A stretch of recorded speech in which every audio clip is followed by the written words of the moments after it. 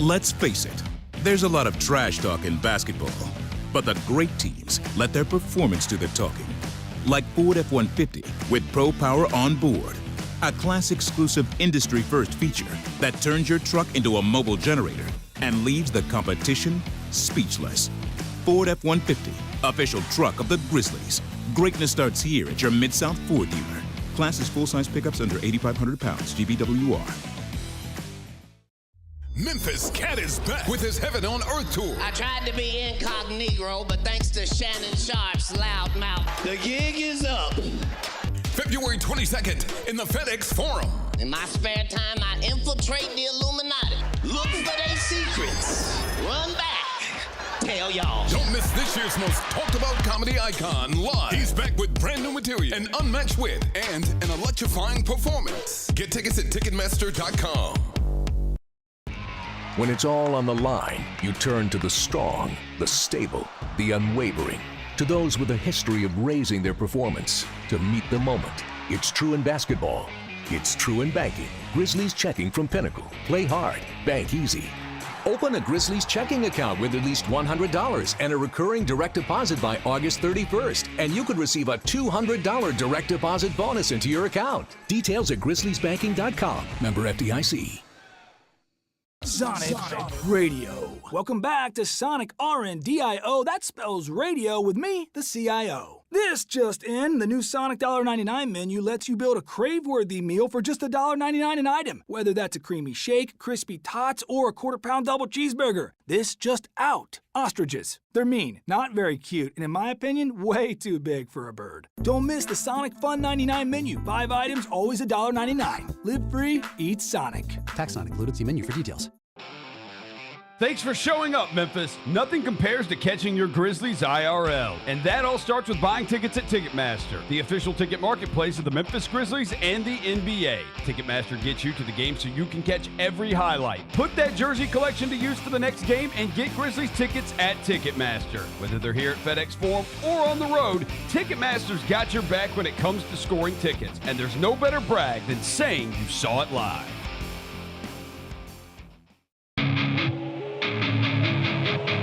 Our fans have a huge impact on our ability to play to the level that we're striving for. Drop off, Morant. Oh! Well, you wanted home crowd involvement. I love those moments where you see our guys engaging in the fans, and the fans just get pumped up. They are standing in FedEx Forum. I would hate to be on the other side with the opposition when FedEx Forum's rolling. That's such an unbelievable relationship that our group has with our fans.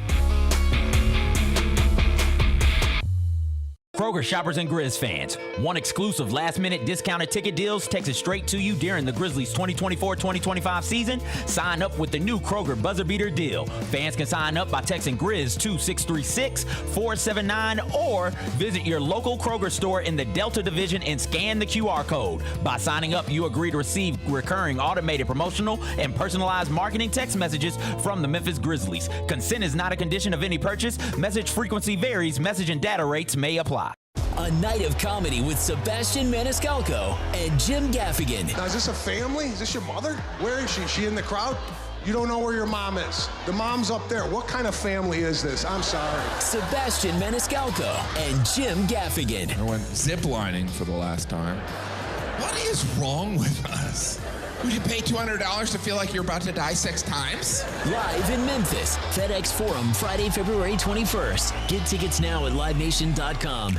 Thanks for showing up, Memphis. Nothing beats catching your Grizzlies IRL, and nobody knows that better than you. So next time you want to hit up a game, Ticketmaster's got your back with tickets to every upcoming matchup. Whether you're catching the Grizzlies at home or on the road, you'll find tickets at Ticketmaster, the official ticket marketplace of the Memphis Grizzlies and the NBA. Keep putting that jersey collection to use and get Grizzlies tickets today. There's no better brag than saying you saw it live. See you courtside again soon, Memphis. What teams do you think, other than Chiefs and Eagles, are going to be teams to reckon with next season? I think the Ravens, the 49ers, the Bills, the Lions. I think the Falcons are going to be good next year. Well, y'all had like 4 straight losing record seasons. So. Yeah, the question is, like, can you just get like 2 guys on defense? Like right. they scored 38 against the friggin' Panthers and lost the last week of the season. Like, you got to get some stops. The Odds Couple, live at 2 p.m. on YouTube at Grind City Media and the official Grind City Media app.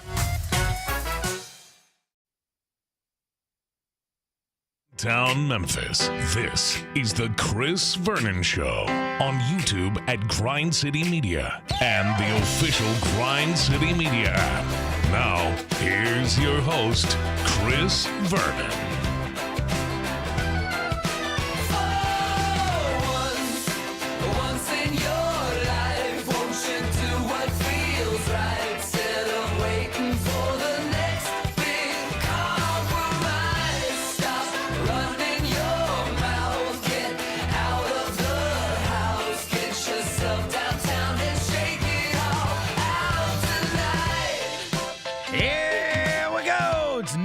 GrindCityMedia.com. It's Chris Vernon Show.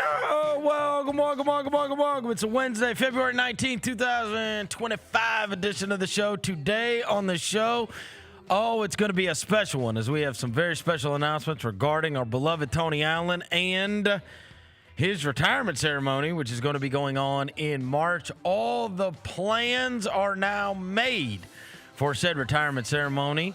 And we're going to tell you about that. We're going to tell you about the documentary that's going to come out in conjunction with said ceremony. And TA is going to join us from California, where he has spent All-Star Weekend for a Tuesdays with Tony on a Wednesday, brought to you by ESCO.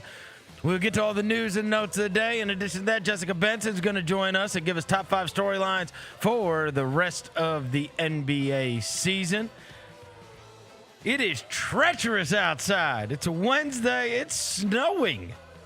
The roads, not so great, but smile. Let's do it. Turn it up.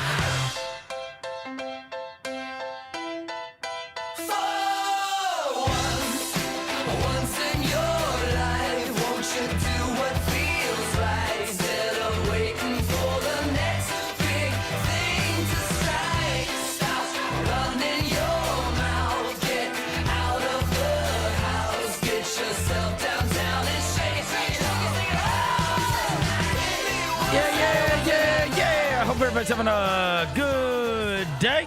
All right, we got a ton of stuff to get to on the show today. Our brethren Devin Walker not here today because he is flying back this morning.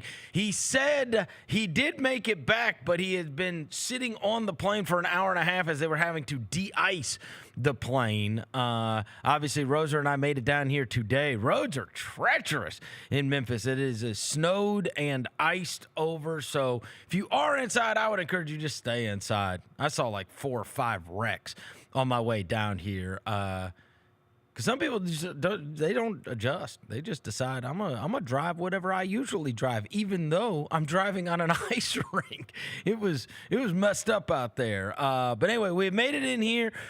We have a bunch of big announcements that we're going to be making on the show today for what is going on in March. As I mentioned, Devin making it back from Dallas, I flipped on the game that he was at last night because he gave us a heads up. He's like, yo, they may really beat a top 10 team in the country. It's cool to see Desmond Bane get his jersey retired at TCU last night there with his friends and family, and then they did the unveiling, and then TCU pulled a shocker and beat the number 9 team in the country, Texas Tech. And then at the end of the game, interestingly enough, they showed Jamie Dixon, who is having this moment of like, wow, we almost like we just did it again. And it said that they have won 6 of their last 7 games against top 10 teams.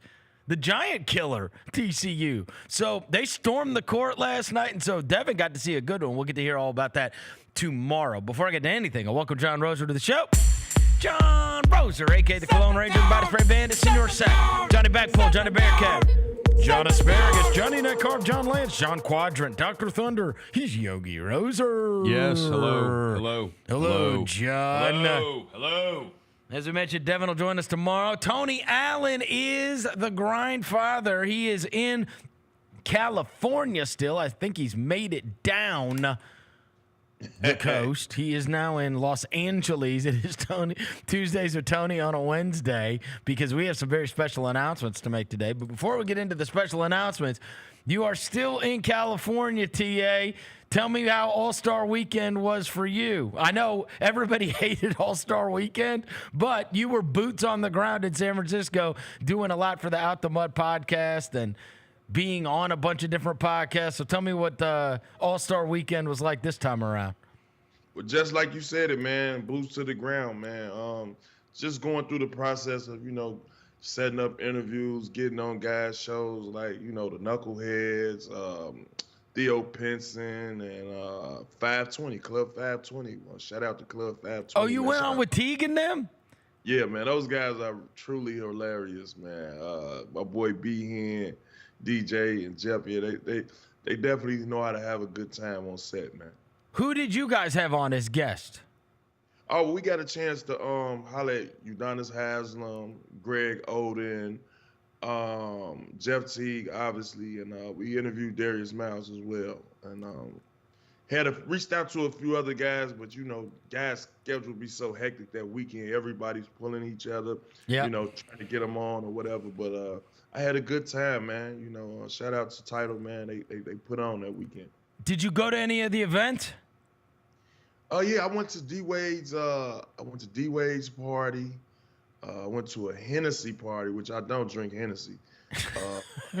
And just a few industry parties, man. It was pretty cool, man. I enjoyed it. Did you go to any of the basketball?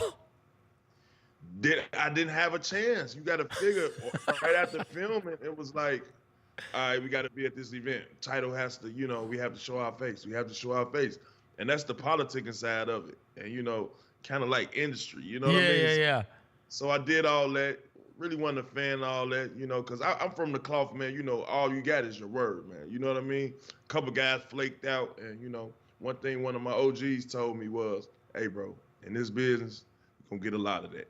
Just don't take it personally. Because what don't come now could come later at a greater time. So I had to soak that in because I was in my feelings with a few guys who didn't show up.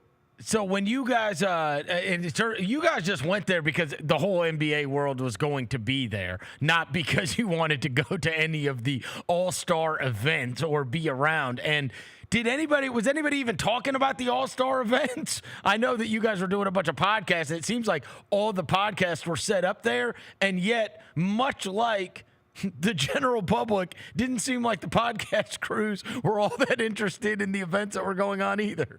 No, it really wasn't, man. And then, just looking at what we saw on, ESPN, that's pretty much all we knew. Like, okay, all right, after the night was over, you wake up in the morning to see what happened. Yeah. That's all we pretty much talked about. But, yeah, we was keyed in, laser focused.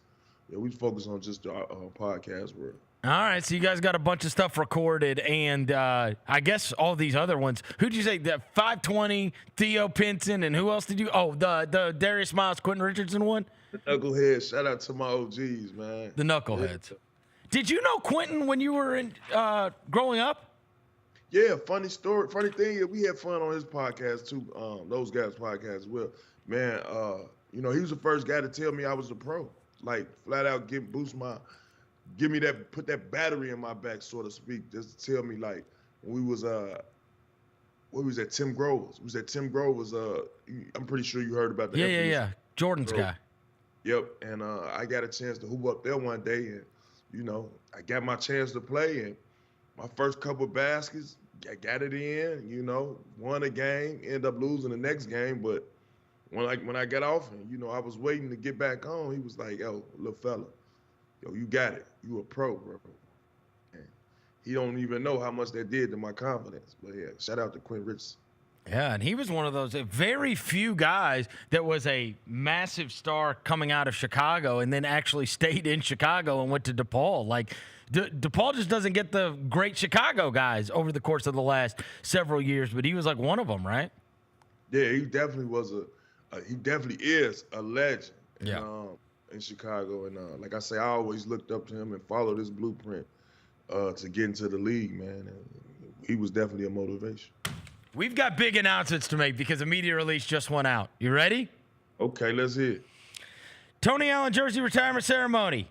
As we have mentioned prior to, it is March 15th. It's presented by Robinhood, and it's culminating with the celebration of the Grizzlies legend, Tony Allen. Tickets are still available for the jersey retirement game against the Heat.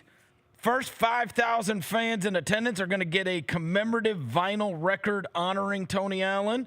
And that's the one that's got it looks like the Future album with you on the cover. Super cool. Retirement ceremony is going to air live on FanDuel Sports Network Southeast following the game. And with that night, I'm going to get to the big part here in a minute, but that night, the celebration is going to be that night. There is going to be a St. Patrick's Day parade that day, followed by a pregame party on the Big River Steel Plaza at 5 o'clock, and there's going to be live music out there. And then there is going to be a national anthem, which is going to be performed by Memphis native and No Love Records artist Kerry Washington. And then Chicago native and Grammy Award winner Lupe Fiasco is going to be doing halftime, as well as post-game highlights and congratulations videos for this. So this is awesome. Lupe Fiasco, Chicago guy, going to be coming in town, and he's going to be a part of this. Also, they put in the press release, we are reintroducing the shirts I'm wearing, which everybody bought on the streets in 2011, 2012, 2013. We are bringing them back, and they are going to be in the Grizzlies' den starting Monday, March 10th. For as long as they last. But we are going to be bringing back the original T-shirt, the All Heart Grit Grind T-shirt, in conjunction with this. There's a bunch of home games that week. There's like 4 home games that week. And then, of course, the Miami game on Saturday night. And it's all going to get kicked off the week before on March 6th with the digital release of the new Tony Allen documentary film, Tony Allen, the Grindfather, produced by our buddy Mike Blevins at Grind City Media. The full-length documentary will be available on the Grizzlies YouTube channel, as well as, and chronicles Allen's journey from his childhood in Chicago to his collegiate career in Stillwater to his time in Boston, and then finally to his home in Memphis, showcasing the moments that defined the grit and grind era and shaped the Grizzlies and Tony himself. Tony Allen, the Grindfather, is going to premiere at an exclusive blue carpet invite-only in-theater event presented by Gossip Motor Cars for a limited number of VIP season ticket holder members before the release to the public, but then it will be on that night. Also, fans wanting a behind-the-scenes look at how the film was created can tune in for The Making of Tony Allen, the Grindfather, which is going to be on the Grind City Media YouTube channel and Grind City Media following the premiere, which is going to be, as we mentioned, on March 6th. And today on the show, now I will say, Tony, some people that work with us came in here and asked us, they said, have you been to the Slack channel yet for the show? And I said, no, this is this morning. And they were like, don't do it. Don't go to the Slack channel. And we were like, all right, don't worry. And they said, you haven't watched the trailer for this thing? And we were like, no, we haven't watched the trailer. They said, all right, don't watch it. We want you to see it live for the first time. So I will tell you, there is a new trailer for the documentary that's coming out about your life. Roser and I have not seen this, so we're going to be experiencing it for the first time the same way you are. But we have the trailer, right, Roser? Yes, we do. All right, you ready to see it? Yes, indeed, man. Let's all right, rock. This is the trailer for Tony Allen, the Grindfather. Tony Allen, the Grandfather, Mr. First Team himself. How would you describe Tony Allen?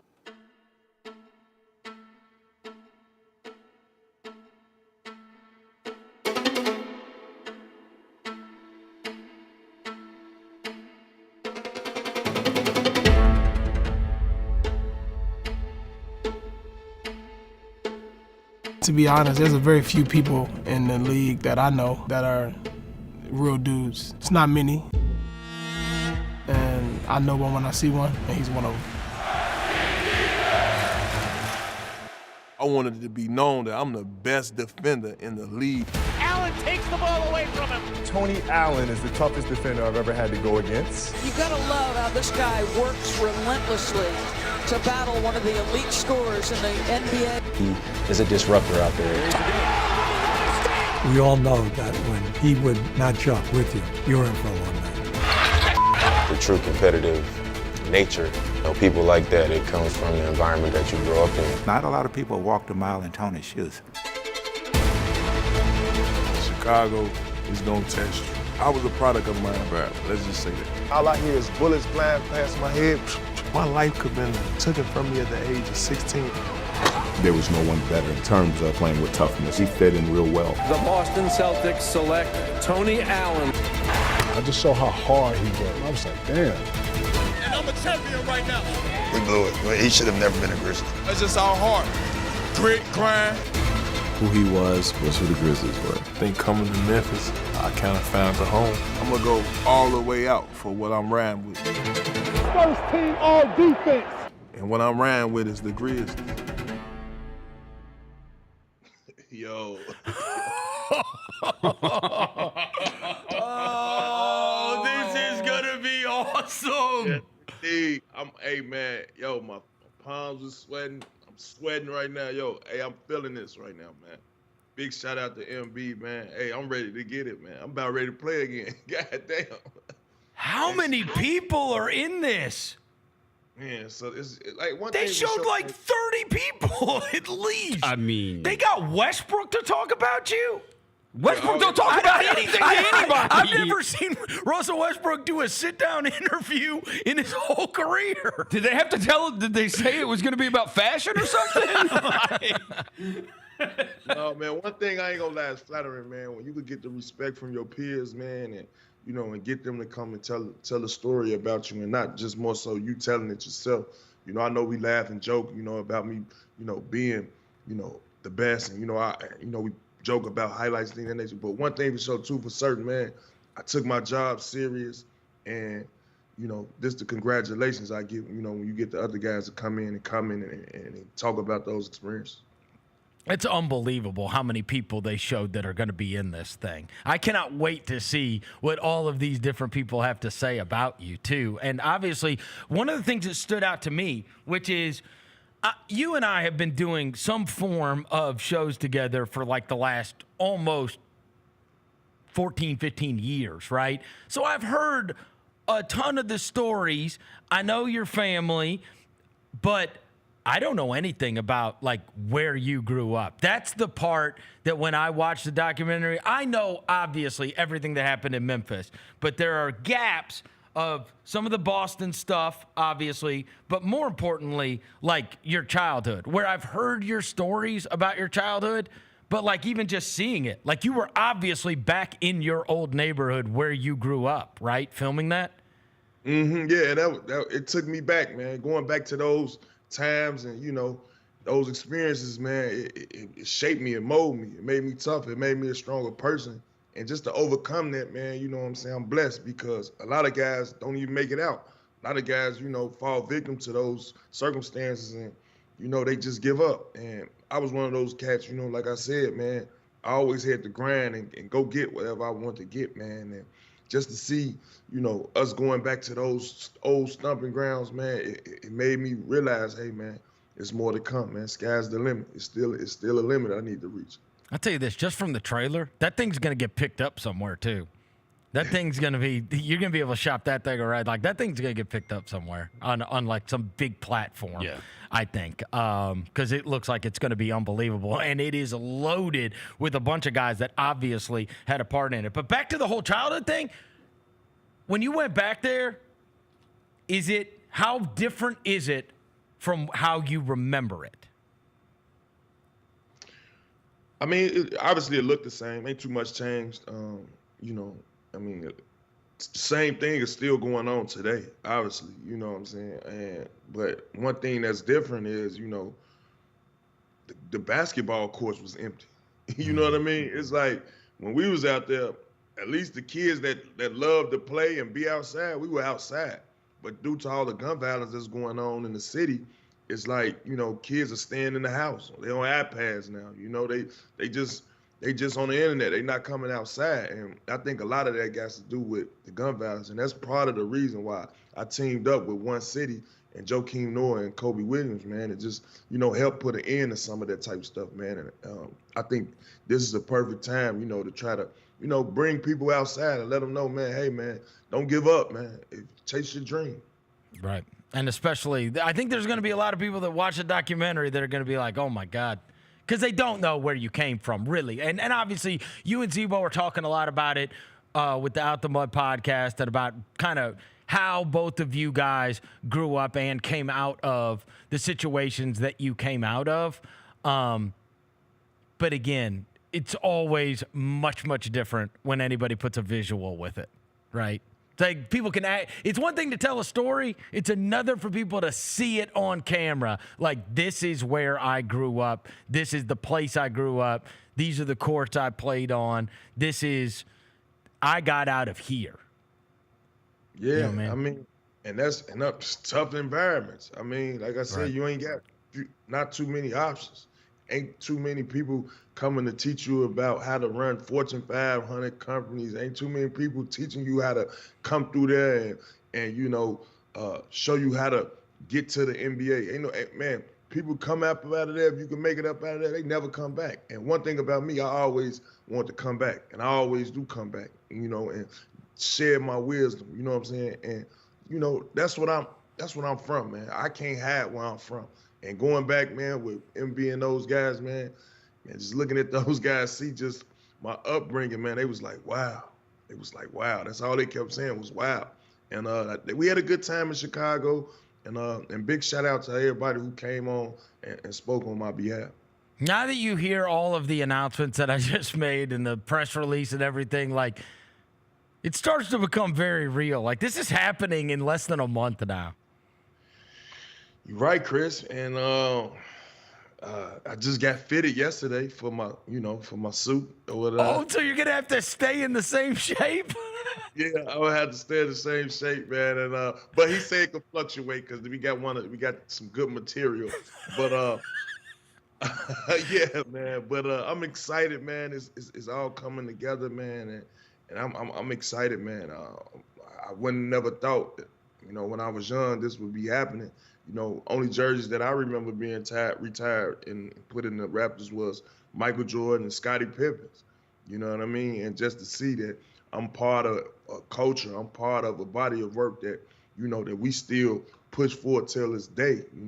Grit and grind, it must live forever. And when they go up in the stands, that's how I'm gonna feel. Yeah, well, I need, and I will tell you, for those that don't know, and I didn't even tell this story on there, but when I first put out the T-shirts, which we're re-releasing, you and I did not know each other at all. Like, no. I had never met you. I had never interviewed you. Nothing. I did not know you at all when I first put out the T-shirts. And I remember the news station. I wonder if this is still, if it is somewhere. But a news station came and asked you about these shirts that we're taking off. And you were like, you couldn't have cared less. You were like, I'm not a star, searching for stars. I was like, damn, man. Like, now, obviously, the more you saw them and the more you saw the wave taking off, then you were like, all right, let's go. And then you and I met and became friends. But when it very first came out, because I wasn't expecting to sell a bunch of them, right? Like, I mean, we just did it. Roser was with me. We just did it for fun, right? Because there was no gear in the Grizzlies den. Like, there was no Tony Allen jersey. In fact, there wasn't even, like, Boston Tony Allen stuff. Like, there was no Tony Allen item in the world. Like, it just didn't exist. And so then we made these. And your whole opinion, much like you were saying, jerseys getting raised and whatever, it's like, that stuff is for the star players, and you just did not consider yourself a star player. And now, like, bro, you're going to be right there with star players. Like, it is kind of funny. It's ironic the way it all turned out, right? Hey, Chris, hey, man, I got to give you your kudos, man, give you your flowers as well, man. Shit, it's like we both putting this jersey up there together, man, because I ain't gonna lie, you vouched for me. You was always wondering why the hell I wasn't playing. You was always like, yo, I just watched this guy in the finals. Yo, we need this in our down the stretch games, and just to see you riding with me. And I don't know what the hell you saw in me, but hey, you stuck 10 toes down, man, and rolled with the green grind movement. So, I'll tell you this also Michael Heisley, the owner of the team, he saw it too. God rest his soul. And I wish he was here to see it. I wish he was here to see, he's a Chicago guy as well. I wish he was here to see it, go up in the rafters and get to see all of this, because I've told the story before. I don't know if it'll be included in a documentary or not. When I first did the T-shirts and everything, I told him, like, at that point, I was making radio money. I did not have money. And I was like, I don't even know if I'm going to be able to sell all of these. I was like, we'll see. I was like, but I just bought them all. And he came to me and he told me, he was like, number one, he said, buy the shirts you need. Because I think the order was 144. I think I had to buy 144. I think that was what the number was for the T-shirts, to get them like mass produced, to get the good price. And so I bought the 144, whatever it was. And he said, whatever you don't sell, I will buy. So I had like the ultimate parachute. Now, that gives you confidence that I'm not going to lose money on the deal, but I probably ordered 20 boxes after that. Like, I mean, we sold out and sold out and sold out and sold out. And so there's still a lot of people that have these. So I'm glad that we're going to be bringing them back, because there's some people who's either worn out or somewhere along the way they moved, or it got thrown, or it got thrown in a Goodwill box, or whatever it was. But now they wish they still had it. And so we're going to re-release them at least for that week leading up to the retirement ceremony. So we're going to get to see these shirts back around again, which will be super cool, right? Definitely be cool, man. You know what? I used to see on my Twitter feed, I used to see people going out the country. Yeah. When it used to like make me smile. I used to be like, yo. I lost all of those. No, I'm not kidding. I had hundreds of pictures. Hundreds. Yeah. And I had stored them on some like online, like housing thing, so that people could click and see the photo album.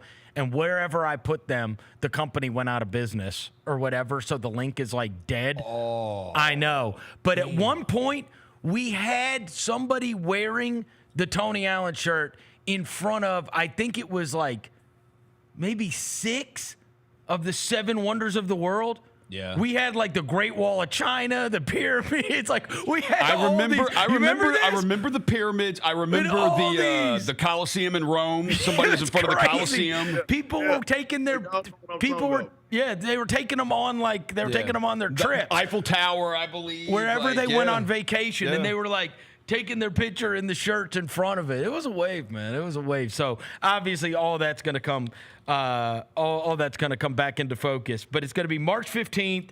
It's going to be presented by Robinhood, and it's going to culminate Lupe Fiasco. They got the documentary coming out. So this is going to be a big to-do, and I'm glad we were able to announce it on the show today. Let me ask you about obviously everybody's going to be coming back from All-Star Weekend. I saw some Grizzlies at the airport when I flew back in town, and one of them was Scottie Pippen, and he's like, I've seen 6 of my teammates either in this airport or other airports. So everybody was coming back in town because they're going to be flying out to Indiana today, where they come back tomorrow. There's only 28 games left.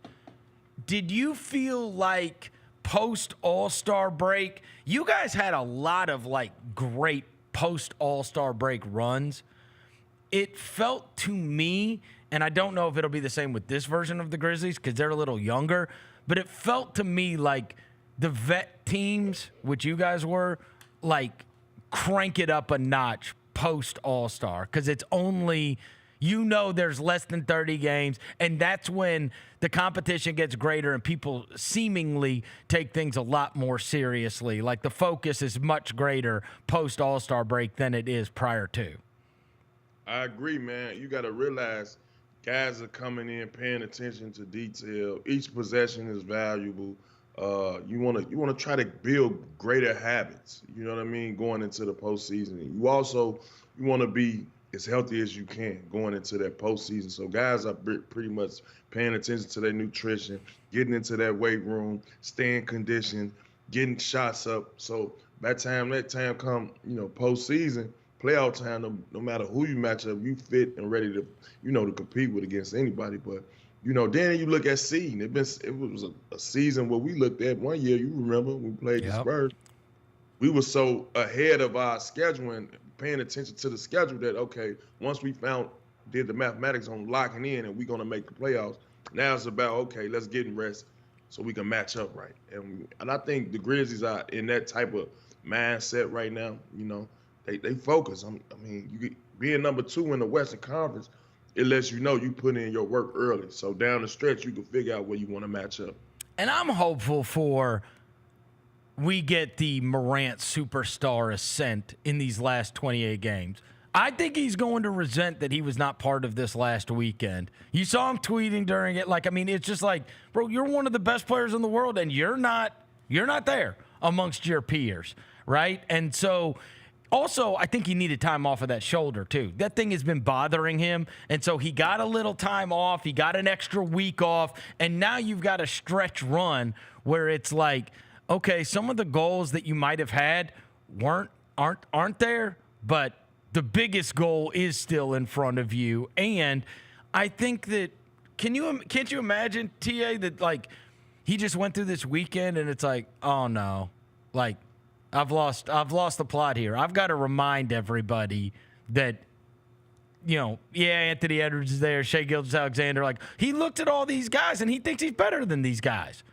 And I'm sure he think he's better than those guys. I know. Matter of fact, I know he better than those guys. And I know he feels I'm box office.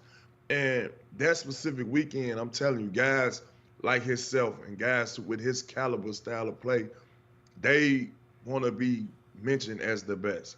And when you got that weekend and you're not there, all you could do is be in the gym, getting your shots up, getting your rest, getting the right treatment you need to do for the weekend. And knowing him, he got something to prove, man. We've been hearing a lot of hoopla about his name.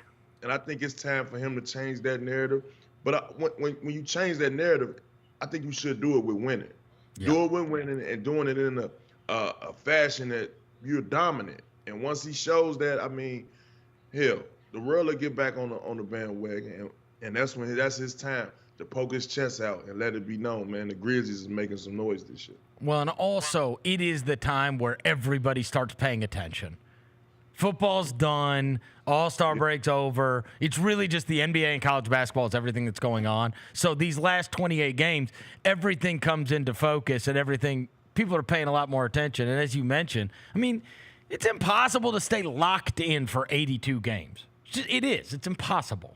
You're not going to be locked in, right? There's going to be times, and especially portions of the schedule, where it's like, all right, now we've got to take this very seriously, right? Whereas, there's a malaise in the middle of the season, especially leading into the All-Star break, where it's like, all right, can we just get to the All-Star break? But it feels like post All-Star break, everybody starts taking things a lot more seriously. No, a lot of guys leading up to that point be looking forward to it, needing a break, needing the fresh air, get away. A lot of people get away. But a guy like Ja, I'm pretty sure he was in that gym. I'm pretty sure he was somewhere resting. I'm pretty sure he had a massage therapist around. I'm pretty sure he had all the amenities that he needed to keep his body ready for the second half of the season. And like I said, man, the way Jaren Jackson's been playing, I'm pretty sure Bane coming back with a chip on his shoulder as well, because he haven't played up to what we saw last year and the years before. So those guys are sitting number 2 in the West with rest. That could be scary for the other part of the league, man. What needs to happen for us to really believe in them as a playoff team? They've got their bona fides as a regular season team, right? But as I do, playoffs are different, and you're going to be playing against vets, and you're going to be playing against guys that have a lot more experience in big games than you do. Even with this team, right? This team is still going to, there's a very good chance that you are facing a group of players that have been in, hundreds of playoff games, right? If you end up playing against the Warriors, you're playing against Jimmy Butler and Steph Curry and Draymond Green. Or if you're playing against the Lakers, you're playing against LeBron and Luka and that crew. Or you're playing against the Clippers, you're playing against Kawhi and James Harden and a group of guys. And Ty Lue is their coach, who coached in a million playoff games. Like, what you're more than likely going to be up against when it comes playoff time. What do you or we need to see the last 28 games to make us believe in them as like a real playoff factor, not just being a regular season factor? I mean, they're going to have to ramp it up defensively. This is our identity. This is what we're going to hold our hats on. This is the non-negotiable right here. We want to clamp down defensively, because obviously that offense that they running is up tempo. It's up tempo pace. But in the playoffs, you're not going to get a lot of calls. You probably don't get the whistle going your way. Don't play against one of those LeBron James type teams. And paying attention to detail, trying to execute. I think execution through the playoffs is key. I think once we realize who we're going to go through down the stretch, figure out what's working. Is it going to be the Ja Morant pick and roll? Is it going to be Jaren playing that high post or that ISO block? He's making plays, and he's going to have to mature a little more this postseason. Because if we do have to go through Jaren in a lot of these situations, they're going to double team him. Mm-hmm. Now it's going to be him kicking it out, him having to make plays for others, get others involved, and then we can just mix it up because we got so many threats on the court. You put that side pick and roll together with Bane on the side, you can't leave off the corner. You know what I'm saying? You're going to let Ja go downhill. That's one of his strengths. And when we give it to Jaren in the post, it's down there a bucket. If a guard is sticking him or if a big is on him, he's going to blow by him. So I think we got the right recipe, but the one thing we got to do is be able to get stops and value possessions, each possession. And we got to start getting a steady diet of that right now. Yeah, because you're not going to be able to play fly up and down the court, open. Like, there's a ton of dead ball basketball when you get into the playoffs. That's the way it is. No, exactly. And you want to get in a steady habit of that simply because we not just that turn it on, turn it off team. Obviously they call us we're not a high market team. So we're going to have to go in there and fight for just about everything we want. And health is another thing that I want to throw in there. We got to be healthy down the stretch. You get what I'm saying? Yeah. Because once we get in that playoffs, man, I ain't going to lie. Running up against the Grizzlies, man, that's scary for anybody. But we have to understand, man, we fighting for something way bigger. So valuing each possession is going to be key. I thought one of the best things that happened was those last two games. They split them. They won in Phoenix. They lost in L.A., but the best thing that happened, and they put out a video of this where I said, this is what it takes to be a star, is what happens when they say, all right, you don't get to do this anymore, and you've got to adjust. And both Phoenix and L.A., right before the break, they doubled Jaren on the touch in a way that no one has all season, right? Because one-on-one, he's just been able to maneuver, get the ball, go one-on-one, and he was scoring like 30 points regularly. Like, he was scoring he was killing everybody. And so for the first time, we saw a couple of teams throw those doubles at him, and it was a mess. I mean, he was turning the ball over. He didn't know. It was just the first time that it had happened. And it's like, I am so glad I'm so glad that happened when it did. Right. Because the worst thing that can happen is you get to the playoffs and now they're running a double at you and it's a disaster, right? At least now okay, here's how I have to function. Here's the quick decision I have to make as soon as I see the second guy, right? Yeah, I remember, and it's crazy. I don't know why I'm thinking about Zebo when you said that, but Zebo, his starting out with Coach Hollins, I remember him telling, when we started having our success with winning, I remember him telling Zebo, well, Zebo, you got to trust the pass. Trust these cutters. Trust kicking it out sometimes, even if it's a third repost. You get what I'm saying? Where you got a deep position in the block where we can throw it to you. Now you can go straight to your jump hook. And I think that developed him during the playoffs when we worked on that constantly in practice. he started seeing the games, he became a better passer. Obviously, Mark, he could read the defense easily, but that opens up so much confidence for your other players. You get what I'm saying? For your Benson Williams, your Scottie Pippen Jr.'s. You get what I'm saying? Once they start having electrifying nights, then now it's back to him to go do what he normally do, and the game becomes a little easier.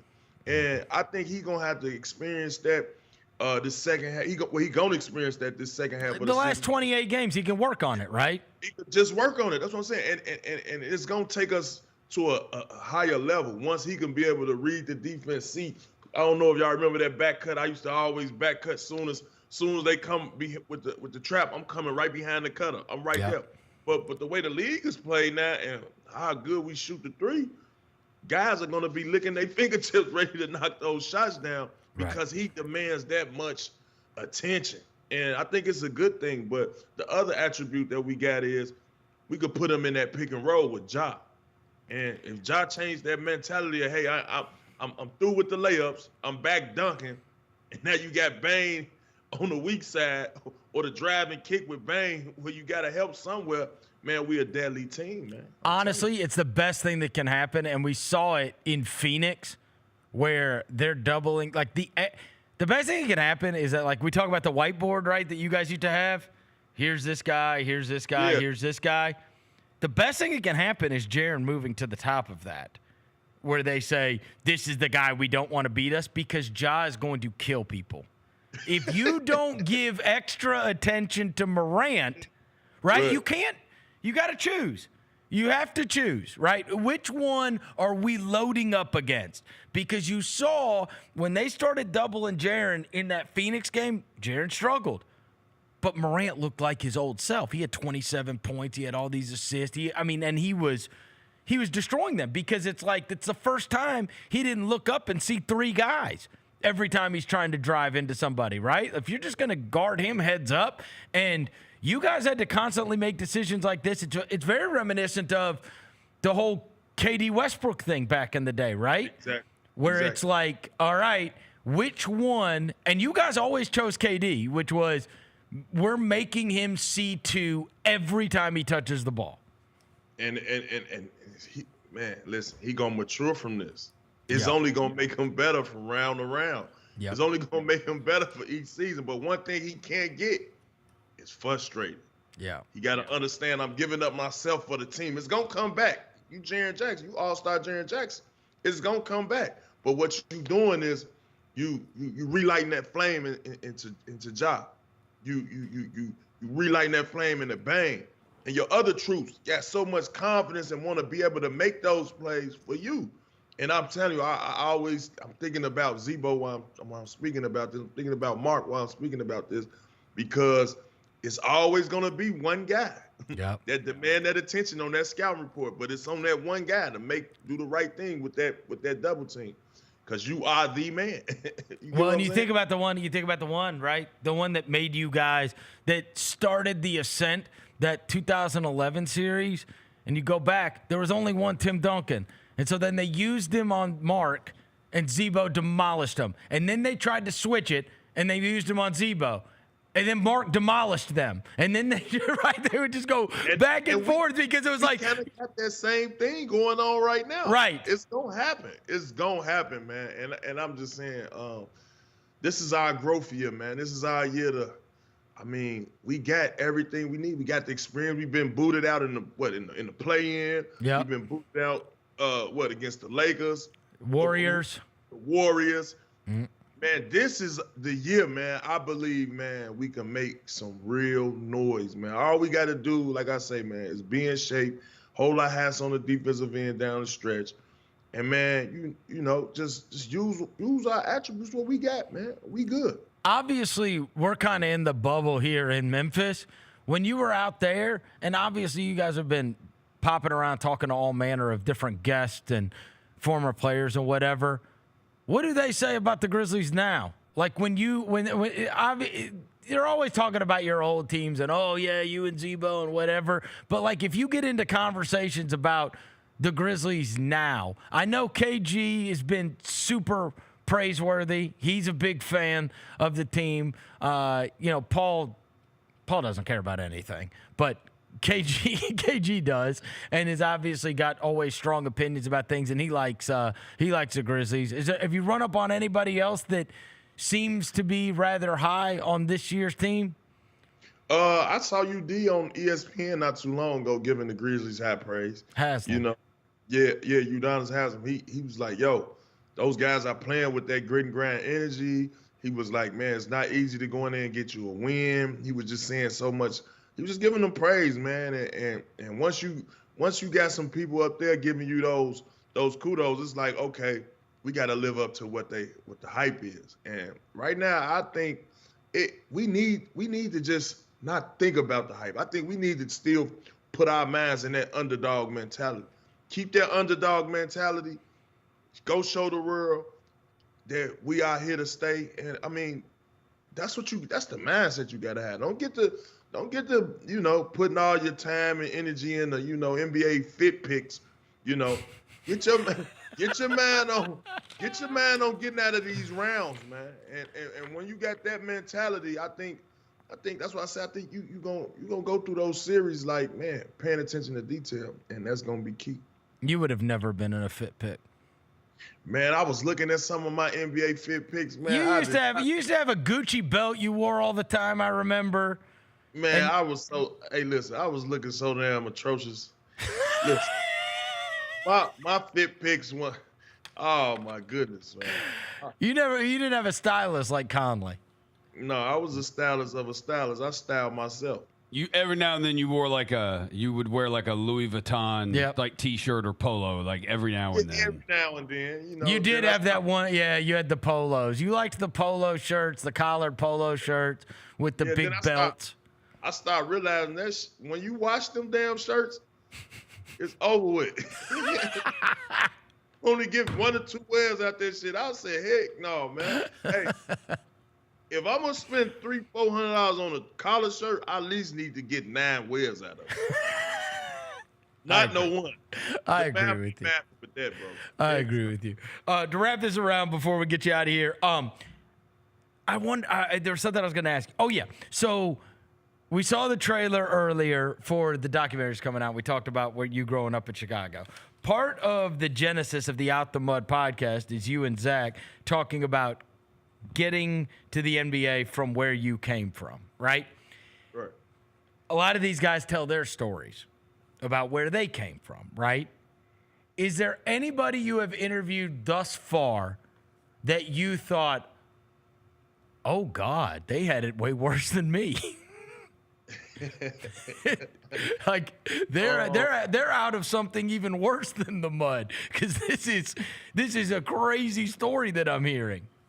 Man, a few guys. I mean, obviously Kevin Durant, Derrick Rose, Udonis Haslam, Darius Miles. They all come from environments where Miles is East St. Louis. Yeah. And a lot of people think that's Missouri. That's not Missouri. That's Chicago. It couldn't be farther. So listen, it is only close in proximity. But when I was growing up, it was like the most dangerous place in the world. No, for sure. It was the murder capital. You're right. Yes. And we talked about that in our interview with Darius. But like I'm saying, like those guys grew up in them same scenarios to where it's, okay, do I want to go over here and chill with and do the things that little Ray Ray is doing? Hanging with little Ray Ray, I'm either be dead or in jail or shot up in a wheelchair somewhere. Do I want to go over here and chill with these guys, or do I want to be able to give my family an opportunity to be able to get up out of here? You get what I'm saying? Do I want to use my God-given talents that I'm given and take full advantage of it and maximize on that? Or do I want to go over here? And it's a tug of war, because don't nobody ever want to leave their friends, especially your Sandlot buddies. You get what I'm saying? Yeah. And then to see you guys growing different paths and you realize you made the right decision, man. And I just think, like, interviewing on Out the Mud, man, I get to really sit down and see, damn, how did you guys make it? And like you say, that's like, wow, that's exactly what I be thinking. Like, wow, how the hell you make it out of this? And there's a lot of them. The thing I love that you guys talk about, like, too, is a lot of times you'll talk about, like, growing up places or, like, their hometowns or whatever. All these guys all these guys, at some point, it feels to me, they name somebody that we've never heard of. Yeah, exactly. That when they talk about the guy that was the best guy or the guy that they remember coming up playing against, or you guys like even name check or you bring up some guy, and it'll be somebody that no basketball fan has ever heard of, but was like the best guy in that neighborhood or the best guy in that city, and it's just somebody that didn't live up to, right? They're not Tony Allen, they're not Derrick Rose, they're not anybody that people have heard of, and yet it seems like every time you guys talk to somebody and bring up like old basketball stories, they'll talk about somebody and it'll be a name that I've never even heard the name before.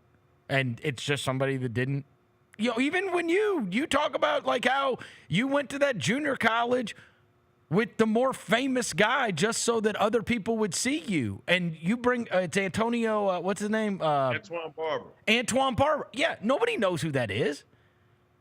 But if you bring up that name, like all those other guys know who that is. They're like, yeah, man, people remember Antoine Barber or whatever. It's like, Antoine Barber, like, whatever happened to him? That's Zebo's cousin. You got to ask Zebo. What? Do you know where he is now? No, I don't know. And you literally went to school with him, and people went to go recruit him and saw you. Yeah, man. So he was the better player, right? Like at the time. I wouldn't say that, but yeah. But no, he had game. I can't front. He had game. Man. They were there to recruit him, though. He was supposed to be the guy. I'm talking like you will see. Back in the day, colleges want to they want to be loud and bright. They want to show you that this is us, right? Mm-hmm. And when I tell you, you could look at it on the sideline and see every college in the nation up there. I'm talking about half of the side of the wall is filled with college coaches. For him, let alone the cognito guys and NBA scouts. Where did he end up going? He ended up going to Kentucky. Oh, Kentucky. Wow. Yeah. I talk about this on the Knuckleheads podcast too. They asked me about it. I gave him a brief story of that, and man, he was good, man. I remember days coming into the gym, and we had like a scrimmage or anything set at a time. I would get to the scrimmage early to get my shots up early, just so I could be ready to see where I'm at against him. Because I never wanted to play on his team. I had to, look and see where I was measured at. And I would look at that mock draft, and they would have his name right there, like anywhere from it'll fluctuate 21, 26, 24, 23. I was like, damn, they believe in this cat. And so it'd be every day I would be trying to compete against him and let him know, like, hey, I'm just as nice. All right, as you talk about competing with him, I've got to ask you, this is going around, and I just saw Kevin and Paul were talking about this too. I'm sure you did. The whole idea, and Rachel Nichols went and interviewed everybody, trying to ask them if they would be in. The women are doing this one-on-one tournament. I saw that. Yeah, I saw that. And they're asking NBA players, would they do one-on-one? Harden was in, Giannis was in, Kyrie. Like, all these guys were like, yes. You put something on the line, we'll play ones against each other or whatever else. Do you think NBA players, like, it's one thing to say it. Do you think if they, like, made a one-on-one tournament for All-Star Weekend that guys would actually want to do it? Man, that'd be so exciting for the fans. I think so, too. It'd be so exciting for the fans. And then you got to realize, guys play ones before or after practice all the time. That's like a thing. Like, we could play ones. Then you put a big boy incentive in there, about a $2-3 million incentive in there, maybe $5 million. Man, listen, guys are going to sign up for that. Who is the best? Who is the best Grizzly at ones? Right now? No. When you were there, you say guys played every day. Who was the best? I had to go OJ Mayo. That makes sense. OJ Mayo. That makes sense. OJ Mayo, whenever he played ones, he was getting busy. Yeah. He was getting busy. Even when we did our one-on-one closeout drills in training camp, he would get busy. Who is the worst? Nick Calathis? I'm kidding. No offense. No offense. The worst one player. I had to say at that time now. Yep. I'm gonna have to roll with Damari Carroll. He just wasn't built for ones. He just didn't. He just didn't. I don't know. He was too cool for school at that time. I tell you, and I tell you a funny story. Me and him played. So one night, me and him played 1-on-1 because he wasn't playing. Coach was trying to play him at the 4. This, that, and the other. He was upset. He wasn't playing, but I wasn't playing either. Shit. So I'm like, bro, you gotta change your energy, bro. You gotta change your energy. And so I remember one day, I was like, yo, bro, meet me at the gym later on. I'm coming back and get some shots up. So we came back, we got shots up. And boy, I'm talking about, I was shooting shots. I was like, damn, this boy could shoot his ass off. And then after we got done shooting, I think we got probably about a good 400-500 shots up. And right after we got our shots up, I say, bro, let's play 1-on-1. We played 1-on-1. I beat this man 4 straight times. I told him I'd never tell nobody that, but I beat him. I told him I wouldn't tell anybody that. And I was like, yeah, bro, you gotta stop playing a little harder. There should be no way I should be able to beat you 4 times in a row playing ones, bro. And then all I know is, bro, he got traded or he went to Atlanta. Made an all-star team, signed for $90 million. Listen, hey, I'm talking, and took my whole identity. They start calling him Junkyard Dog. Maybe that's his origin story. Like, you know how they have, like, in Marvel movies, it's like, somebody, like, gets bit by a spider or whatever, right? Like, Look, hey, I'm getting his ass on the podcast. I'm going to have him tell that story. And if you don't, I'm bringing it up. We do have a little bit of news here. Let me hear it. Regarding the Memphis Grizzlies. Zach Kleiman has spoken to Drew Hill of the Daily Memphian about the executive Ja Morant trade thing. Oh. He says, quote, I can't blame other executives for fantasizing about us trading Ja, but it's just that, fantasy. We are not trading Ja. Continue to underestimate Ja, this team, and this city, and we will let our performance on the floor speak for itself. I'm not going to give this nonsense further oxygen and look forward to getting back to basketball. I'm finna text Zach. Hey, listen. That's now when a GM stand up for you like that and you ride for your city, you ride for your guys. Oh man, Zach just turned me up with that one. I love that. I love that, Z. Man, cause that lets you know he ain't no snake in the grass. He's also pissed about that. Like, I mean, any GM would be. It's like, why am I having to deal with this? Why am I having to deal with this? Why are people even calling me about this? Yeah.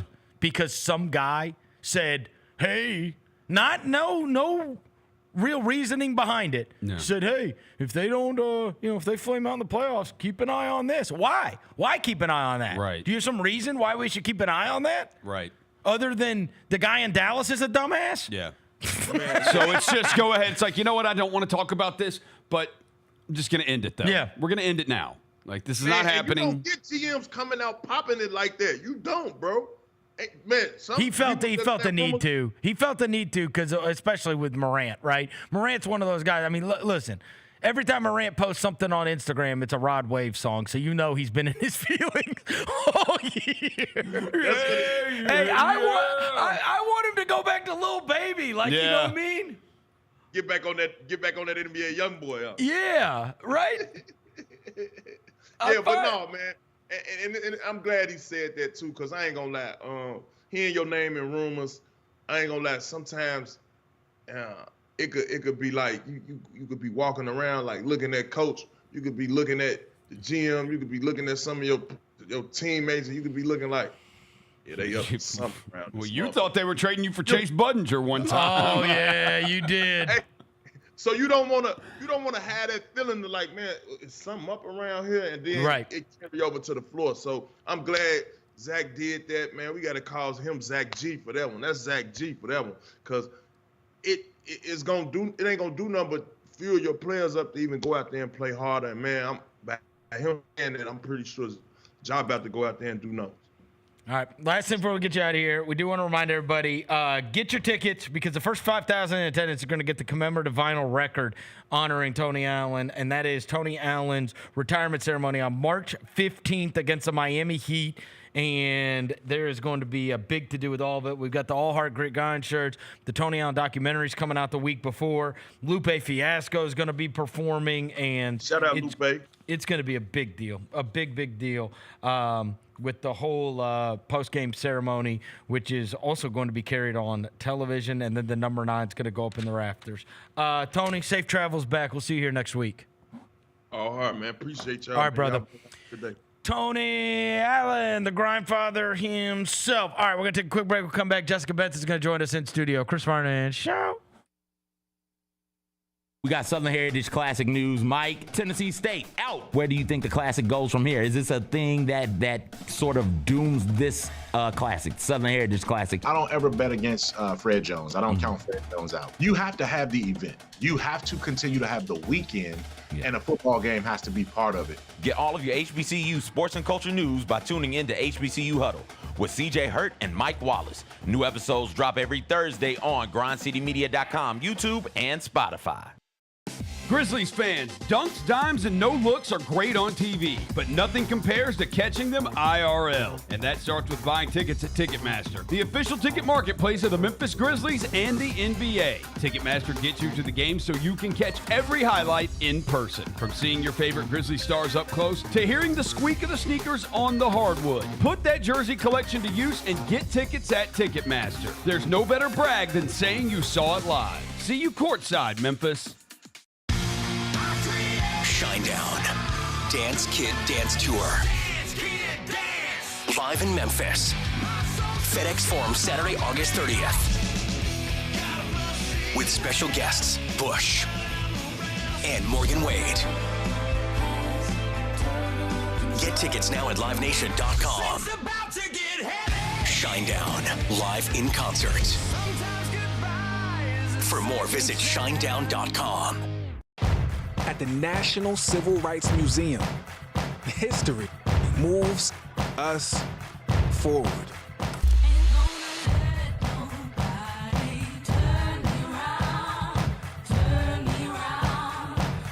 The question remains, how does history move you?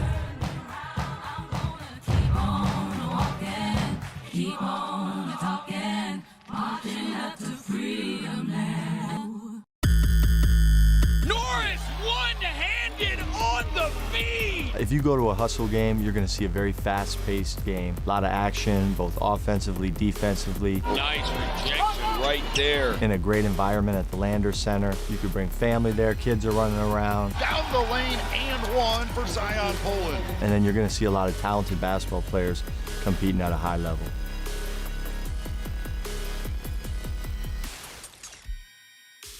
Where will Aaron Rodgers play? Gosh. God, I can't believe we're doing this again. You know who it's going to be. Oh. Tennessee Titans. Tighten up. Oh, no. You know they're going to do it. You know they're going to do it. Tune in to the Jessica Benson Show with CJ Hurt, live every weekday at 8 a.m. on YouTube at Grind City Media and the official Grind City Media app. It's your turn to drive into luxury at Southland Casino Hotel. Join us on Saturdays to win your share of up to $1 million in free play and prizes. And don't miss the chance to take home luxury itself during the grand finale drawings. Drive off in a 2025 Land Rover on February 1st or a 2025 Range Rover on March 1st. 2 vehicles, 2 finales, 1 million ways to enjoy luxury only at Southland Casino Hotel. Must be 21 or up. Play responsibly. For help quitting, call 800-522-4700. There's no substitute for experience, the knowledge gained from having been there before, and the passion to share what you know to make everyone around you better. It's true in basketball. It's true in banking. Grizzlies Checking from Pinnacle. Play hard. Bank easy. Open a Grizzlies checking account with at least $100 and a recurring direct deposit by August 31st, and you could receive a $200 direct deposit bonus into your account. Details at grizzliesbanking.com. Member FDIC. Kroger shoppers and Grizz fans, one exclusive last-minute discounted ticket deals texted straight to you during the Grizzlies 2024-2025 season. Sign up with the new Kroger Buzzer Beater deal. Fans can sign up by texting Grizz to 636-479 or visit your local Kroger store in the Delta Division and scan the QR code. By signing up, you agree to receive recurring automated promotional and personalized marketing text messages from the Memphis Grizzlies. Consent is not a condition of any purchase. Message frequency varies. Message and data rates may apply. Can't wait. It's time to get it popping. It's going to be crazy. The fans are going to be loud. We need just energy. Behind the back to Jared for the flush. We're going to need, the form rocking. We're going to need, everybody in Memphis to be out there to come to support. When the fans are good, we're good. Simple as that. A Bane three. Yes, sir. Desmond Bane with ice water in his veins. We'll ride the energy together. Welcome back to the Chris Vernon Show on YouTube at Grind City Media and the official Grind City Media app. Now, back to your host, Chris Vernon. Just be cool. Throwing dead presidents. Look alive. Party is the evidence. It's a vibe. Celebrating excellence. We survive. Two-seater snapping, girl. I'm happy it's just you and I. Throwing dead presidents.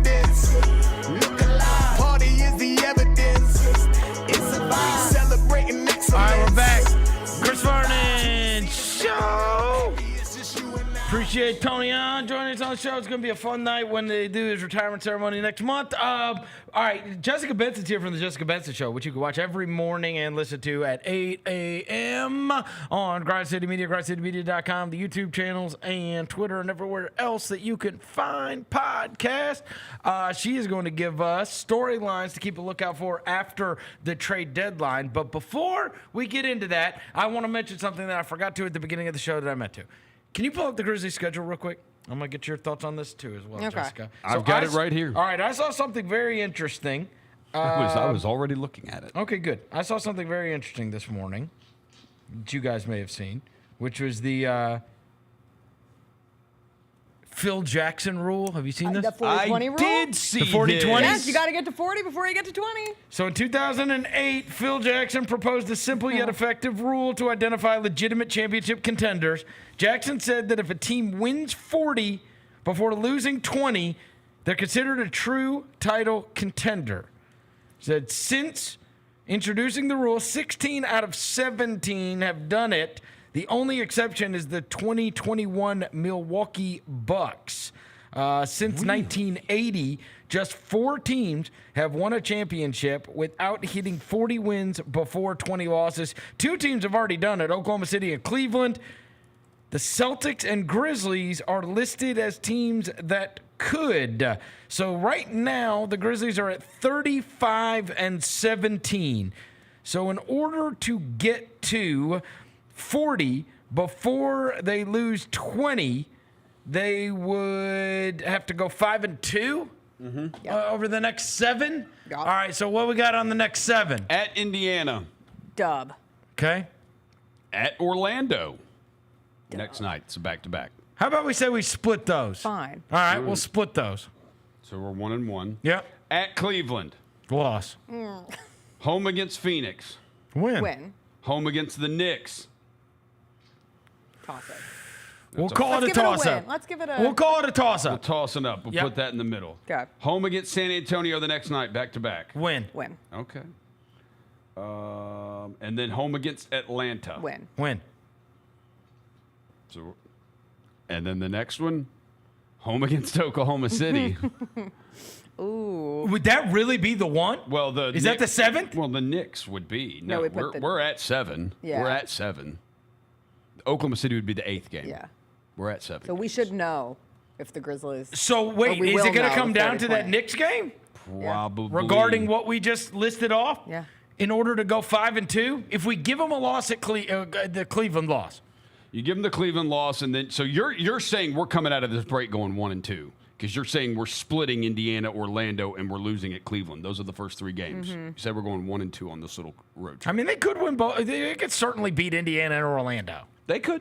And they've been great against the East. They have been great. Okay, let's go 2-0. And they're well rested. 2-0, and then they lose Cleveland. I like that better. Then we're there. You get to 40 before 20? We're there because that's 1, 2, 3, 4, 5. Yeah. And if you lost the Knicks, you'd be 5-2. Indiana, Orlando, Phoenix, San Antonio, Atlanta gets you there, and then you'd have losses to Cleveland and New York. Yep, that gets you there. Yeah. All right. Got a chance to live up to Phil Jackson's rule, huh? Getting to 40 before you get to 20. I will say, Losses. getting 40 before you get to 20, I will say, if they do go 5-2 in that stretch and they lose those 2 games you said, nobody is still going to believe that they can win the title because it would be to it would be to the 2 best teams. Same thing. But that's the problem with the Knicks right now, too. They're 0-5 against the top 3, so they're coming out of the All-Star break with the same narrative. Oh, they're good, but they can't beat anyone. So That's right. Let's go. We need something. Let's we go. need some. I'm inspired by the Zach Kleiman quote. Yeah. I'm going to put it on a T-shirt. Oh. I'm inspired by you bringing back the What all-heart did he say? grind. What did he say? It's a little long. Yeah. I can't blame other executives for fantasizing about us trading Ja, but it's just that. Fantasy. We are not trading Ja. Continue to underestimate Ja, this team, this city. We will let our performance on the floor speak for itself. I'm not going to give this nonsense further oxygen and look forward to getting back to basketball. It rolls off the tongue. There you go. All right, Zach Kleiman. Stand It up. rolls right off the tongue. When's our first home game back? Huh? Next Tuesday against the Jess, Suns. I look forward to seeing you outside selling them before I need to learn your T-shirt hustling. It'll be a little warmer. Hope you don't have to pay by the word. Take it back. That's a lot to put on a shirt, brother. That is a lot to put on a I'm shirt. going to make it an acronym. I'm just going to take the first letter of every word of that long statement. Still a lot of letters. If you know, you know. Yep. It'll bring everybody together. Before we get into the storylines, I was listening to you on Gary this morning. You started that Court of Gold documentary I did. on Netflix. Did you finish it? No, Okay. I I'm finished 2 the in. first episode. Oh, we're 2 in. It's so much better It's than I so thought it was going to be. good. It's really good. So good. I can't tell if I was just so thirsty for like positive basketball content after all the negativity of All-Star Weekend and coming out of it, and you don't have games, so then everyone's just piling on day after day of how much All-Star Weekend sucks, and then to get to something where it clearly means it means the world to the world and Team USA, I was sucked in immediately. Dude, it was so good. Durant is I love him. amazing. I love him. Amazing. I watched the first episode. Yeah. Every I got through the interview, first. dude. Durant's awesome. That whole interview where he's like, "How much chemistry gonna help you when you go got to back and guard forth with Evan Steph?" Fournier. I was Yeah. laughing my ass off. He's so witty. Like, So good. He's underratedly one of the most funny players in the league. Yes. I was talking on my show this morning. Like, I think definitively at this point, other than the Grizzlies, my favorite basketball player is Kevin Durant. And I get it. He's been on 4 different teams. But every person I know who has ever had a real life interaction with KD says he's just the best. Yes. That he's like awesome to deal with.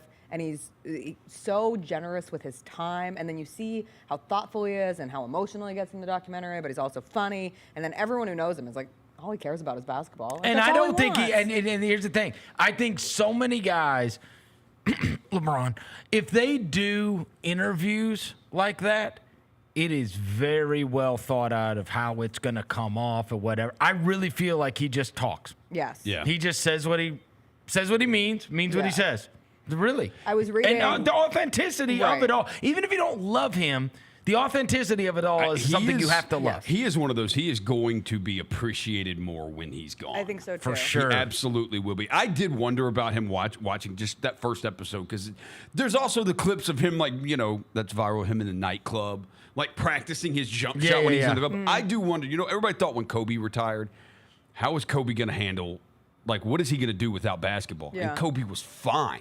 Like, he had other stuff to do. Durant will be fine. And that's where I do wonder, because KD loves basketball so much. Like, what will he do if he can't play? But he's already got his own production company. No, he does. And he's got, but I bet he is like a Kevin Garnett. He's going to go to Lifetime Fitness and just beat the crap out of dudes every now and then. Yes, and take great pride in it. I think you're probably like right. giggle on his way out of the gym when he goes home at night. But no, I think I've just been so impressed. And just the personality reveals of like everyone they featured so far. What stood out to me, you don't get to sit down with LeBron, at least in the first 2 episodes that I've watched, which is nice. It doesn't take a... You know why? Because he didn't produce it. It's the Obamas. I saw that at the end. Yes. And I was like, oh, It's their They're company. committed. Yes, their production company Yep. is committed to things. And like, I have an issue with documentaries that come out too soon after something happened. We're getting more and more used to a documentary happening like less than a year after an event. The other big documentary that just came out is that Gabby Petito, the woman who was murdered by her boyfriend. Yep. Like, didn't that story just happen? I love documentaries. I, of the True Hollywood story generation, when I would stay home from school sick and watch like the OJ Yep. thing and the Menendez brothers, and I would learn about stuff that happened at least 5 to 10 years prior. At the end of episode 1, it pops up, produced by Michelle and Barack Obama or whatever, and then it has like the directors' names after it. Yeah. That first guy's name, that's a Simmons guy. That's a Bill Simmons guy. Connor Schnell. I don't know what else I don't remember which ones he did, but that's one of the 30 for 30 guys. Okay, because the main guy is the Last Dance guy. Oh, maybe that's Connor. No, that's Jason. Okay, then what did Connor do? What did Connor Snell do? Because he did. Connor Shell. Yeah, he did 30 for 30s. I'm almost positive. He's a Simmons guy. Because I recognize that name. Yeah.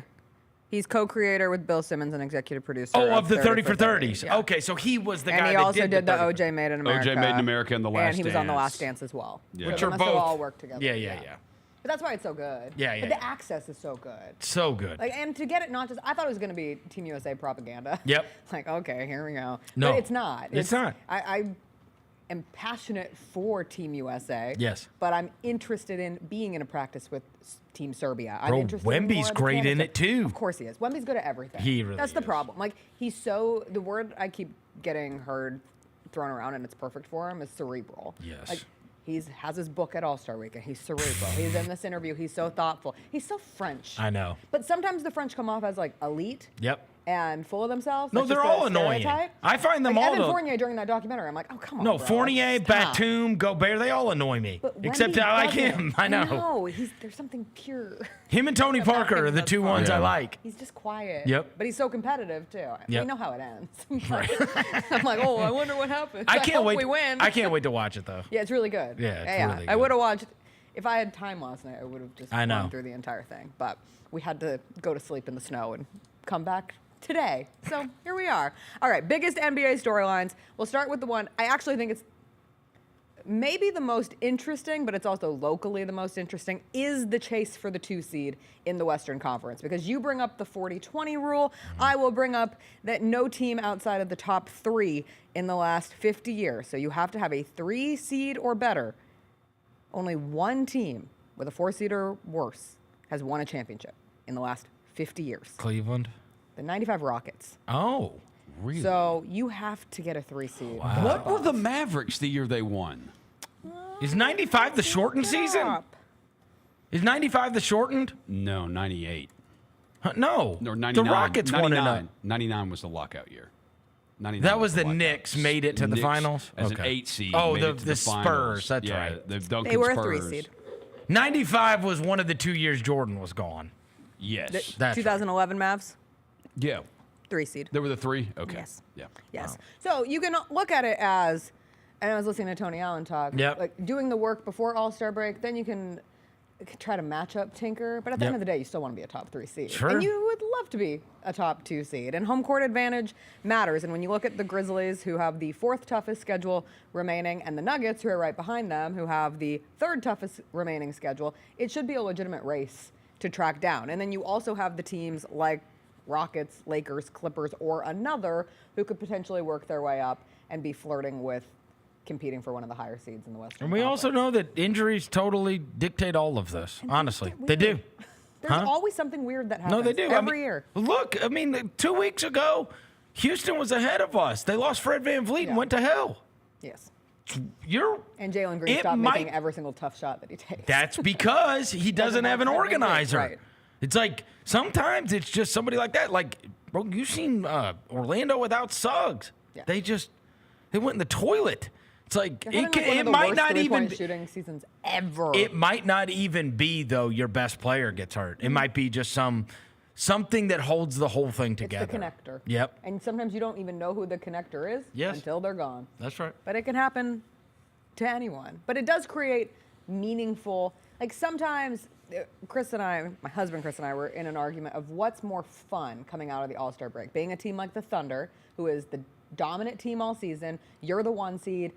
You pretty much know that you're the 1 seed moving forward, and the rest of the regular season is kind of just getting everything right? Or is it more fun to follow a team that's chasing their seeding? Like, would you prefer to be known, set? Obviously, I get it. It's the 1 seed. Everyone wants to be the 1 seed. Yeah, I think I'd rather be the 1. That situates that. But just from an intrigue. No. What keeps you more interested over the rest of the regular season? That's fair. If you're the 1 seed, you can kind of check out and check back in with your team. Every Not game the doesn't team, matter the same way. But yes. That's right. It keeps you fresh. That's right. And if you lose a game, it doesn't hurt. No. Right? But here we are sitting here trying to make the 40-20 rule. That's right. And You're still in a position where every game you lose hurts. Well, like last year, though, it did matter, the 1 seed stuff, because in the West, we went into like the final 2 games of the season where it was unknown. The top 3 seeds in the West were unknown. I was going to go, but like this year, if the Thunder drop a game, it doesn't matter. If they drop 3 games, it doesn't matter. Like they're up like 8 games. And you know what, though? It might have been a different world if they didn't have the seed they have and have to face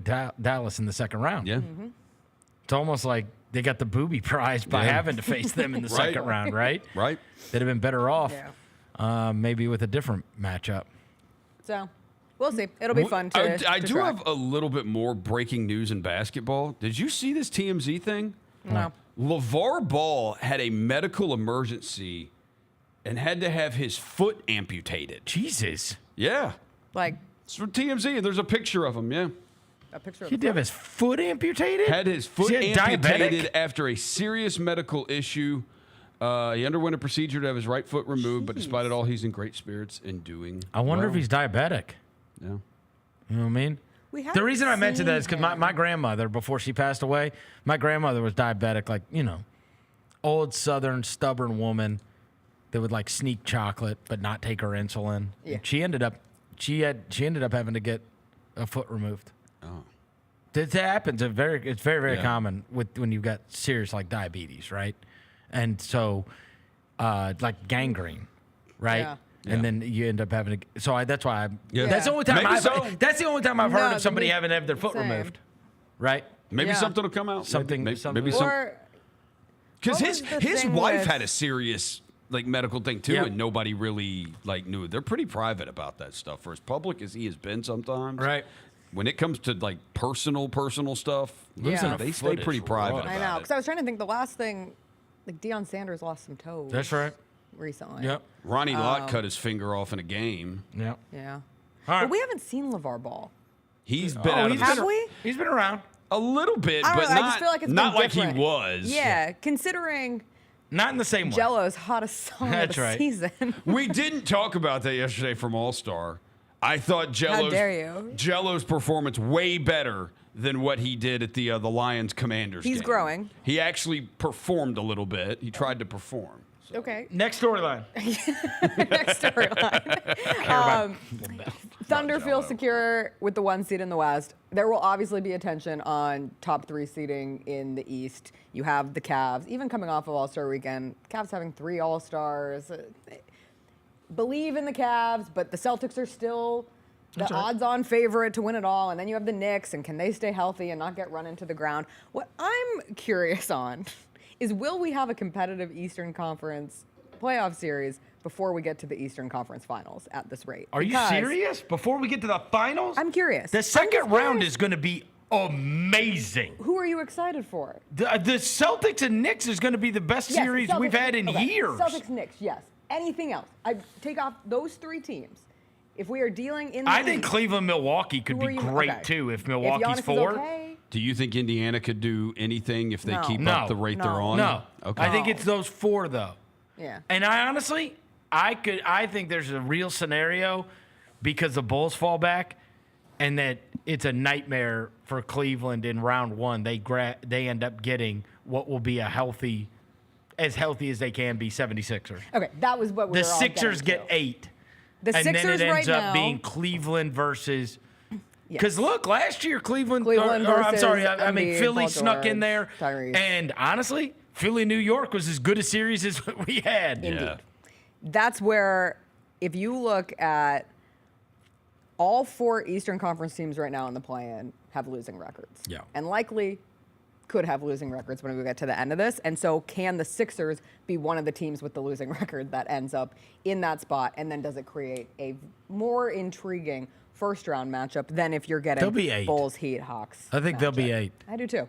If I had to pick right now, and they'll I think get that's in what at like I think that's what 10, I'd be and then they'll rooting win for, 2 too, games. out of interest's sake. Yep. Just to see how it could come together at the last second after Right. all hope has felt lost. Like Philly fans have rested on, great, we won the Super Bowl. Right. Congrats. That's where all of our fandom energy is going into. But there is hypothetically a universe where they can make a run for this. I think Philly gets 8. But I it do. is just wild looking up and down the East versus. I mean, we do this every single year, so this is nothing. That second new. round is, dude. If it ends up Boston, New York, it's going to be amazing. Yeah, it might be the series of the entire. Even postseason. though Boston's mangled them twice. Yeah. Yes. So they have not shown the ability to be able to play against them. But man, you had both those teams healthy in the second round. You get those 2 markets. Oh, That's what the that would NBA is it'd be rooting so for. good. That It'd be is- so good. What do you think, from a finals perspective, that the NBA is rooting for? Like, what would be the 2 most interesting teams this year? Because you can love the Thunder and appreciate the Thunder, Johnny Thunder, all you want. I don't necessarily Probably think they're Luka a and draw. LeBron. It has to be. Yeah, Luka LeBron. They would want Lakers Knicks. Yeah. Yeah. Yeah. I think Lakers, that's fair. Lakers, or Lakers, Or Lakers Celtics. Yeah. Yep. So, those are And your Golden options. State also. If Golden State Yeah, could get there, with Jimmy. especially now with the addition of Jimmy, and Yeah. you still get this Curry star power. Yeah. Yeah. Well, that brings us to number 3. Because I mean, it's all- obviously LeBron or Curry. That's who they put on TV every night. Right. So you know who they want. They tell you. Even more than Yes. Knicks or Celtics. Like Yes. at the end of the day, it's Oh, yeah. the West driving this, and that's where you get all eyes on. We're going to call them the Triple L, the Luka LeBron Lakers. That's what we're going on from here on out.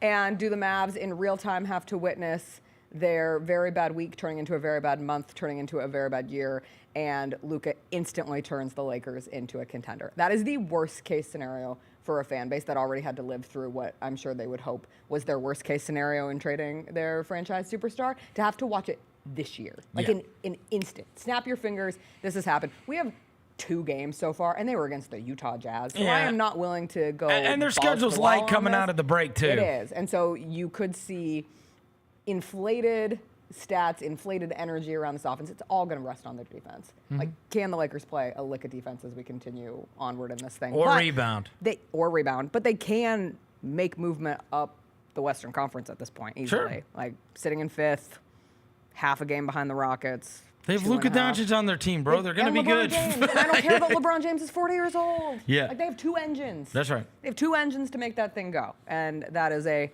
positive place to be if you are the Lakers. Next, the MVP race. Is it over, Chris Vernon? Yes, it's It been is. over. I know. I actually There's no think way, I right? had predicted about a month ago that Gilgeous-Alexander would win unanimously. That's not going to be so, simply because the numbers are just freakish for Jokic. I mean, he's like having, honestly, one of the greatest seasons ever. In NBA But people always history. get tired. They always want to put a new guy. And he's going to be the best player on the best team with amazing stats. And everybody wants another guy to win it. Now, the devastating thing is that's what now? That's 7 in a row? Non-Americans? Mm-hmm. God. So you 7 non-American MVPs in a row. Like, you rationally know that, because I had the same reaction watching the first episode of Yes. that documentary yesterday when they mentioned that. God. You're like, oh. And then you think, well, Shea, he's Canadian. Canadian. Here we go with another one. Yep. And then you start thinking future-wise, and if you get into the Wemby, how quickly are you looking at a Wemby MVP era? Tatum's never going to win it, so it's either got to be Morant or Edwards. Or Jokic again. Or Brunson. Yeah. Yeah, or Brunson. Yep. Because that's the thing, like watching. Who's going to finish? So is it going to be? It's going to be SGA, Jokic 1-2. Who's going to be third? Giannis. If Giannis is- Giannis. if So Giannis who's hits the fourth? games. Tatum. It He's will be always Tatum, fourth. fourth or fifth. Tatum. Yeah. When I turned in my Bontemps thing last week, I had SGA, Jokic, Giannis, Tatum, and Brunson. Okay. That's who I had. Jaron got some votes in that. He's I at saw 8 that. He was on what, the- 8th? Yeah. Yeah. He could keep moving up, not cracking the top 5. He's going to make Yeah. all NBA. It's going to be SGA. For sure he's going to make All NBA. But in the future, Yep. This is why Cooper Flagg's got to hit. Cooper Flagg's got to hit. That's why Cooper Flagg's got Gotta to hit. Because you have to have something. That's right. You have to have something on USA Basketball. Or and Reed you have to have Shepherd. something in the NBA. Oh, God. He can't even get on the NBA court yet. Come on. We need you, Reed. Not Reed Dalton Shepherd. Connect. We need you, Reed. Yeah, Dalton Connect. I saw enough of Dalton Connect for All-Star Weekend that I feel. I have wondered if we're gonna go back in time and it's gonna be like there's gonna be some video where people see like the All-Stars and Dalton Connect was like out there and they're gonna be like, wait, what happened here? It'd be like going back 10 years and seeing like Nick Skauskas playing against Kobe. It's like, why did we do this? Why was he here? What was happening here?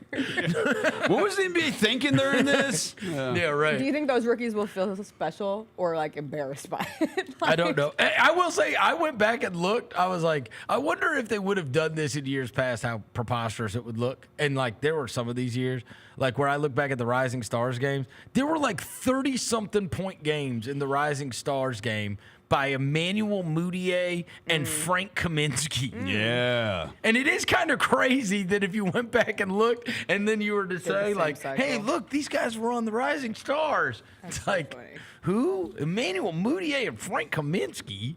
Why were they playing on I know. All-Star And Sunday? I know. And they had 30-point games in the Rising I was Stars just thinking game. about Yogi Ferrell. Oh, Was he yeah. one of those random ones that was probably awesome in the Rising Stars That's right. game? Yeah. Yogi Ferrell. That's Yeah. right. Damn. All right, what's your last one? The last one is, I don't know.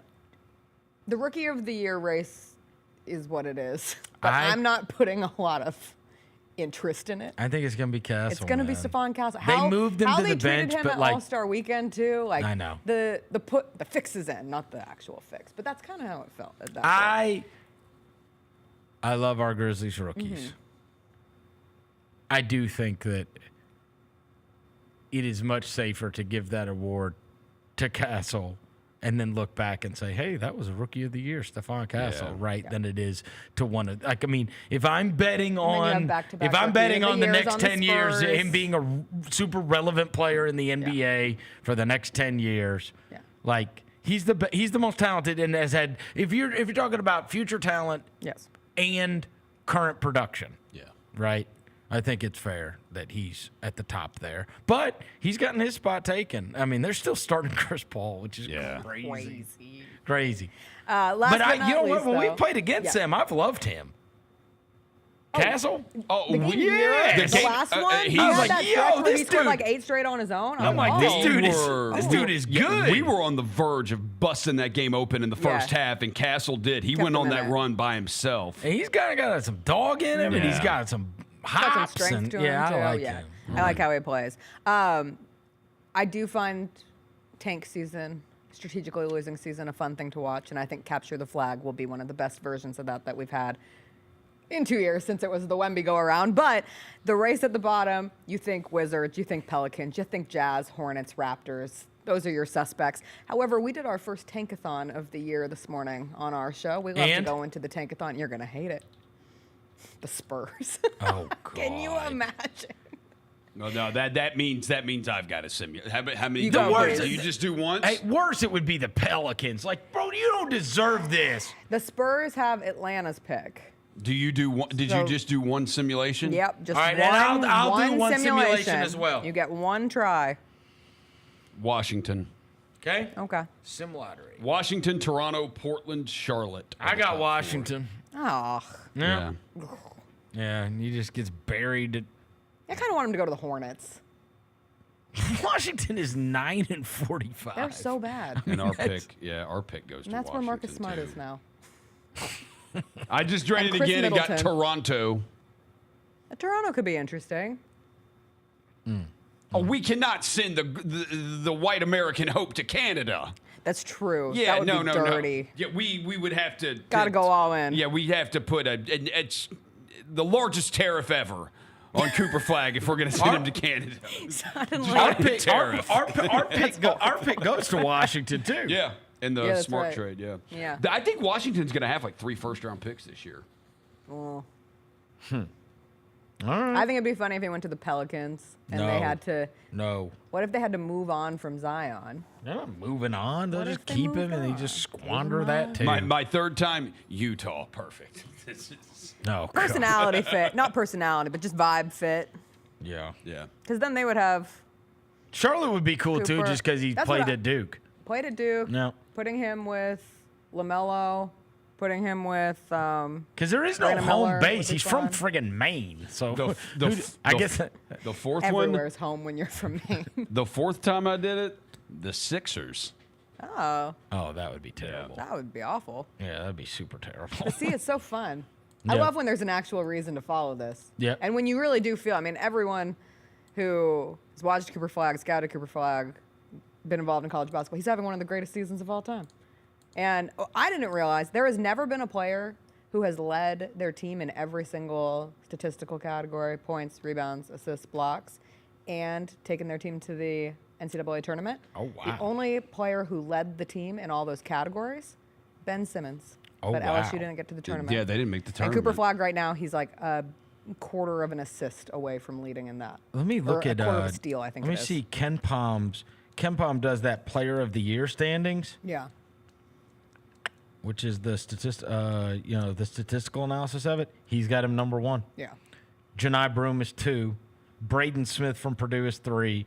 Cam Jones, Memphis' own, from Marquette is 4. Okay. Yeah. So, I mean, that flag, Janai Broome is, I mean, that is going to come down to the wire. Right now, Between those Flag two. in the last go-around was projected to be a unanimous player of the year. And obviously that can change. Well, he's a as we go through reclass this. guy, so he's even young for Yeah. But his he'd grade. be just the third freshman to be unanimous if he got it. I think just the Hands fact on, that he's KD. 12 years younger than Janai Broome should. 12. He is but an Janai Broome is infant. 30, Yeah. and Cooper Flag is 18. I think it is more impressive. I think we should be focusing more on that. I think you should be college age in order to win college I feel awards. like Yeah, but Janai Broome's playing on one leg, so like, what does he get for that? I do feel like this could be one if we look back and like if Janai Broome wins like Player of the Year, we look back in 5 to 7 years, we're gonna be like Cooper Flag didn't win National Player of the Year. Like who won Yeah. that year? And people are like Janai Broome. Yeah, I think that's fair. Yeah. But if they go on and win the national championship, Right. right. Which they could. God, they're awesome. Yeah, they're awesome. All right. Really good. That is going to do it for today's show. Thank you to Tony Allen. Thank you to Jessica Benson. Thank you to John Roser across the glass. Thanks to Jalen back in the studio. We will be back tomorrow. Y'all stay safe out there. Don't get out if you don't have to. The roads are pretty treacherous. We'll be back here tomorrow. Until then, we gone.